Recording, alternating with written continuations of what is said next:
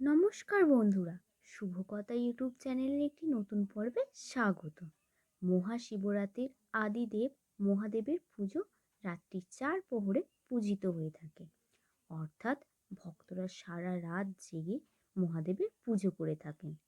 সনাতন ধর্মের অন্যান্য দেবদেবীর পুজোর মধ্যে শিব পুজো অন্যতম, কারণ রাত্রিবেলায় পুজো হয়ে থাকে।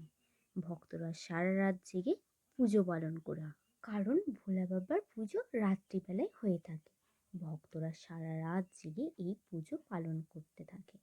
তার সাথে থাকে ধ্যান এবং বিভিন্ন ধরনের মন্ত্র উচ্চারণ।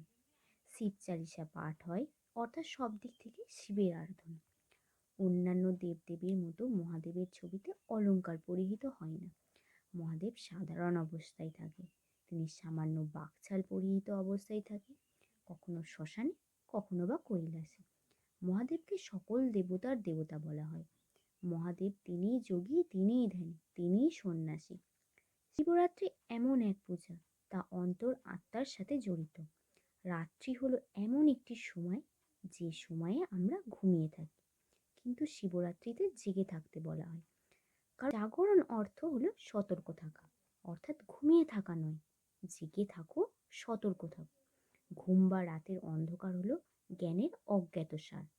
দিনের আলোতে তো সব কিছুই দেখতে পাই, রাতের অন্ধকারে আমরা কি একদমই দেখতে পাই? পাই না।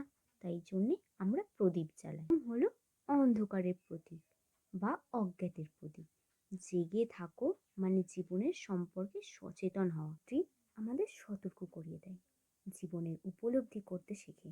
সচেতন হও এবং অন্তরাত্মাকে বুঝতে শেখো। আধ্যাত্মিকভাবে আরও উন্নত হও, এটা আমাদের মনে করিয়ে দেয়।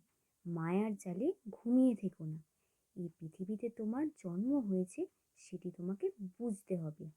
এই মনুষ্য সমাজের উপকার করো, এই প্রকৃতির সেবা করো। এটি হলো আমাদের প্রধান কাজ। মানুষ হয়ে বাঁচো।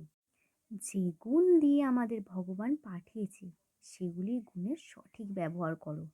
মহাশিবরাত্রি আমাদের এটিই শেখায়। মহাশিবরাত্রিতে ভক্তরা সারাদিন উপোস করে, উপোসের সংকল্প নেয় এবং ব্রত পালন করে, অর্থাৎ সম্পূর্ণভাবে ভগবানের কাছে নিজেদেরকে সমর্পণ করে।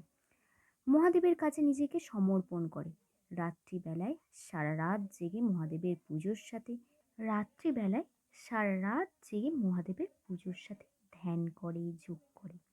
এর মাধ্যমে সে তার আধ্যাত্মিকতাকে আরও উন্নত পর্যায়ে নিয়ে যায়। মনের সাথে শরীরের যে মিল, সেই মিল আরও উন্নত করে।